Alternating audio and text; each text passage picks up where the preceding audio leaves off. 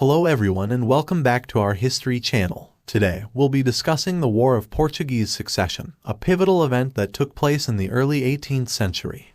So, let's dive in and explore this fascinating period of history. Portugal was a significant player in the global arena, and its colonies in South America, Africa, and Asia were essential sources of revenue for the Portuguese monarchy. In 1706, the King of Portugal, Peter II, died without an heir, leaving the Portuguese throne open to various claimants. The two primary claimants were Peter's sister-in-law, Maria Anna of Austria, and his grandniece, Maria Adelaide of Savoy. Maria Anna was the wife of King Charles II of Spain, and Maria Adelaide was the granddaughter of King Louis XIV of France. The two women were each backed by their respective countries, and Portugal soon became the battleground for a proxy war between France and Austria.